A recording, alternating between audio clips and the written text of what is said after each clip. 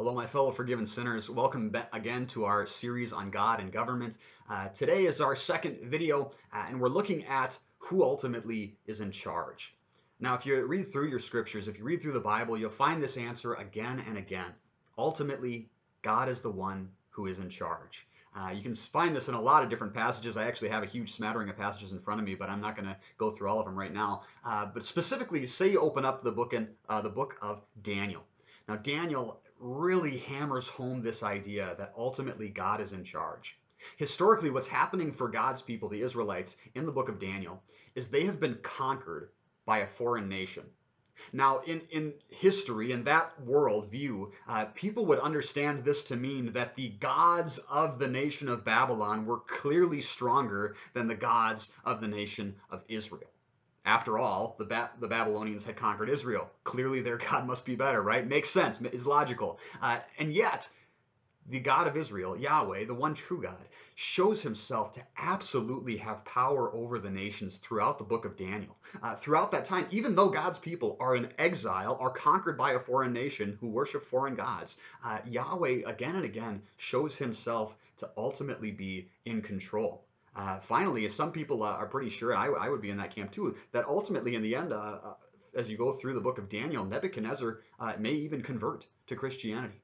He slowly recognizes that Yahweh is the one true God. Yahweh is the one who has ultimate power and authority. As great a king as Nebuchadnezzar was, so much that he was able to conquer so much of the world, even he has to recognize somebody is greater than him.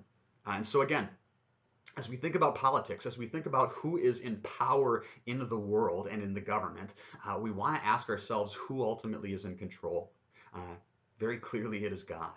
And again, the book of Daniel makes that very clear. Daniel has a number of prophecies which lay out what nations will rise up and take control. Again, God knows who's going to be in control. God knows who is going to be in power. He is the one who raises up kings. He is the one who takes away their power. We see that again and again throughout the scriptures, and it is still the case today. Now, a question for us to ask is, so if God is in control, what exactly is his goal? What is he aiming to do? Now, the scriptures make this very clear, especially in Romans chapter 8, that God is ruling all things for the good of his people, for the good of his church. Okay? The thing that God is trying to accomplish in the world is he wants to spread his word. He wants more and more people to hear about Jesus Christ, to believe in him, to repent of their sins, to cling to those promises of God, of the gospel, and so that on Judgment Day they might be saved. We'll talk a little bit more as we go forward here about the distinctions, the differences between the church and the state, the church and civil government. But ultimately, God is doing what is best for his church. And so this year is actually going to be an election year. And maybe your candidate wins, maybe he doesn't or she, maybe they win or not. But you can, as a Christian, rest assured that God is still guiding things for the good of his people. And you'll see that again as you study history. We'll talk about that a little bit more too as we go through the scriptures. One last thing that I wanted to mention too, kind of in the lines with what we talked about in the book of Daniel. In Isaiah chapter 10, this is before Daniel historically. Before the Babylonians became great, there was another nation called the Assyrians. In Isaiah chapter 10, God calls the Assyrians the rod of his anger. God tells Isaiah to preach this, that God specifically raised up this superpower in their world, this nation that was conquering nations like crazy. God specifically raised this nation up to accomplish his will on the world stage.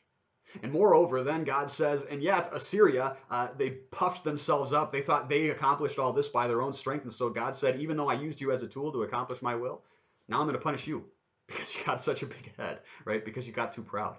And so again, this shows us very clearly who ultimately is in charge. And so no matter what happens, whether the country is running the way you want it to or not, ultimately as a Christian, we can rest assured that we know who's in charge. Jesus Christ reigns, and he will reign until he comes again, and he will reign forever after that.